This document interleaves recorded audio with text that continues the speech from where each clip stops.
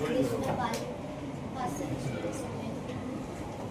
আমাদের প্রথমেই ভাবতে হবে, আমাদের যেগুলো বললো এআই মানে কি শুধু চাকরি চলে যাচ্ছে মানুষের, বা এআই মানে কি মানুষের চিন্তা ভাবনা অকেজো হয়ে যাচ্ছে, বা এআই মানে কি শুধু হ্যাক।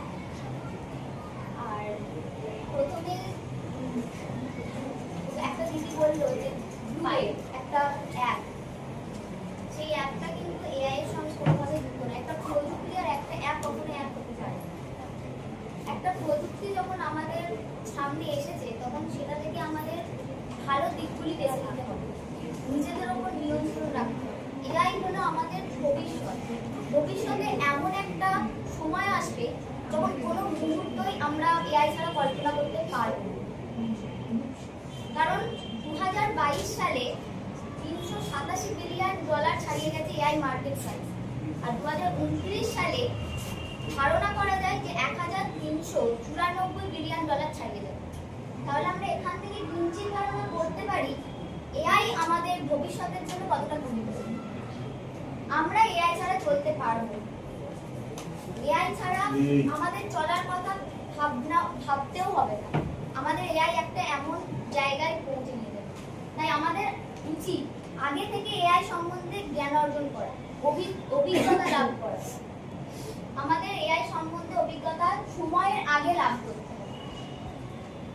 আমাদের নিজেদের মধ্যে জ্ঞান অর্জন করতে হবে এআই নিয়ে, এবং আমাদের খারাপ দিকগুলিকেও আমরা যাতে ভালোভাবে প্রেজেন্ট করতে পারি, খারাপ দিকগুলি যাতে কম হয় সেটাকে নিয়ে আমাদের কাজ করতে হবে।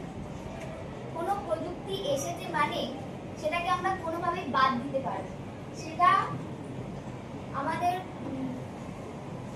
যেমন কম্পিউটারকে আমরা বাদ দিতে পারছি না, কম্পিউটার এখন আমাদের সমস্ত কিছুতেই লাগে, তেমন এআইও কম্পিউটারের মতনই একটা কাজ করবে। এআই ছাড়া আমরা কখনো কিছুই ভাবতে পারবো না। কারণ আমাদের এআই এর মার্কেট সেরকমই কথা বলছে, মার্কেট সাইজ যেরকম আছে এআই, বিভিন্ন বড় বড় প্রতিষ্ঠানগুলি নিজেদের কোম্পানিতে রোবট ব্যবহারের মাধ্যমে তাদের পণ্যগুণ অনেক বাড়িয়ে নিয়েছে। আর এআই এর মাধ্যমে রোবট কখনো